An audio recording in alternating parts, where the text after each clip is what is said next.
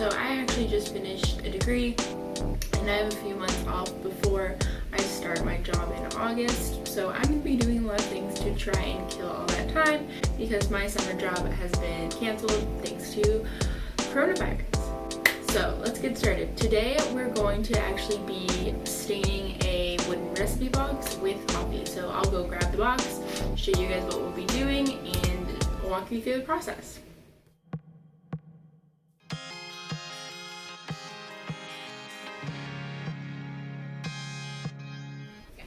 So this is the box we're working with today. I ordered it off Amazon, so I'll be linking it down below. So it is, as you can see, a pretty standard plywood box. It's about a 6x4 I believe inches. It has a nice magnetic closure, so it closes really firmly, and then across the top it has a slit where you can actually stick one of the recipe cards it came with right in the top, so that when you're baking or cooking you can just stick it in there and look at the recipe without having to get food on it. So this box actually came with a lot of really nice pre-made recipe cards. The reason I wanted to get one of these is because I've been getting more into cooking and baking and things like that. I've been keeping my recipes on sticky notes, but sticky notes are not really the longest lasting things, and I've been getting them dirty throughout the process, so I've been looking to upgrade my option for that. It would be nice to make myself a really nice recipe box that would last me a long time and also be a fun project to work on.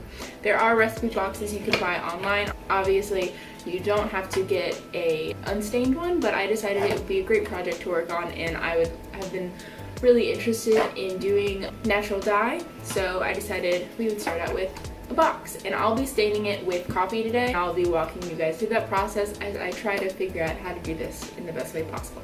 So just as an example, this is what my sticky note organization has been looking like. As you can see, they are pretty ratty, and also this one is very much ruined.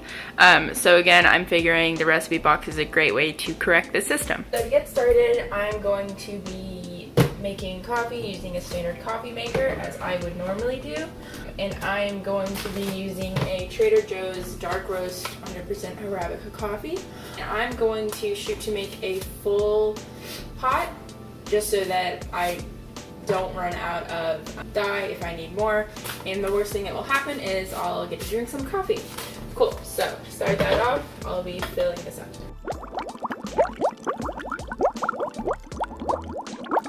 So this is about 10 cups, so I'll be pouring that into the coffee machine.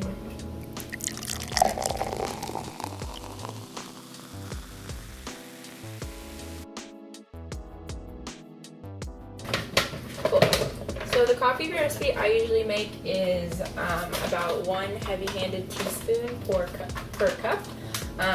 And today, since I do want this to be a darker stain, I will be emphasizing the heavy-handed aspect of that. I've got my teaspoon measurement, and I'm just going to go for it. And then for good measure, I'm going to add an 11th tablespoon just because I'm not sure. And then we will get to brewing.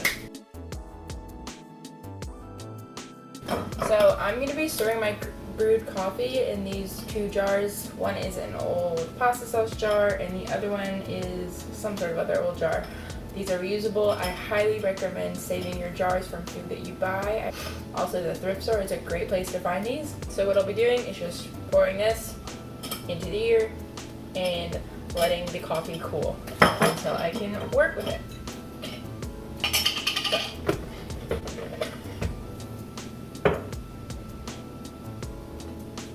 And then also, if I don't end up using all of this coffee to stain my wood, then I just have some coffee I can keep in the fridge and drink another day.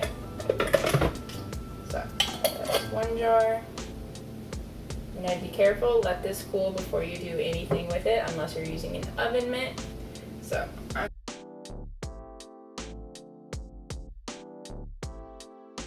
then jar number 2.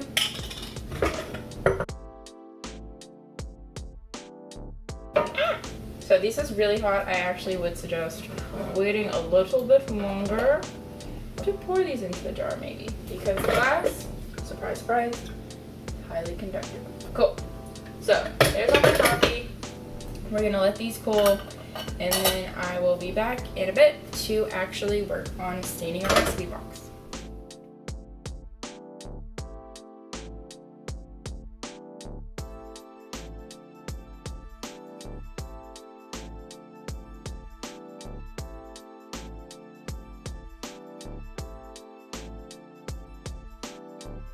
Okay, awesome. So it's been about 8 hours since I started this project, and I wanted to show you all my final results.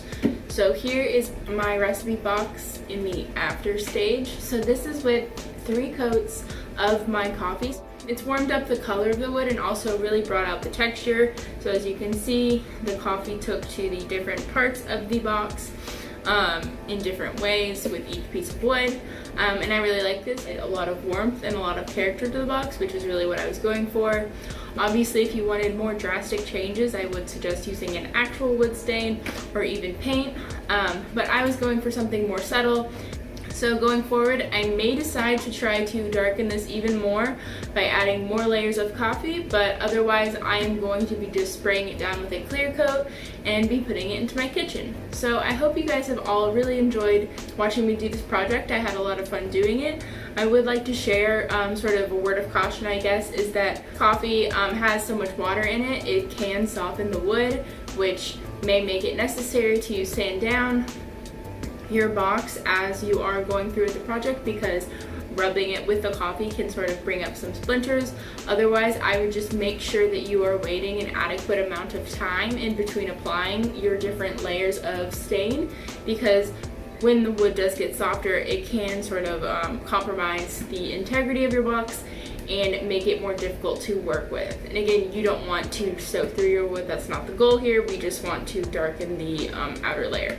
So I had a lot of fun doing this project. I really enjoyed getting to work with a natural dye for the first time. In the future, I'm really interested in doing avocado dye and onions and fruits and other things that I've seen people do. So if you have any comments or suggestions, I would love to see that online. Otherwise, I hope you're all doing well and having a great day, and I will see you all in the next video. Bye!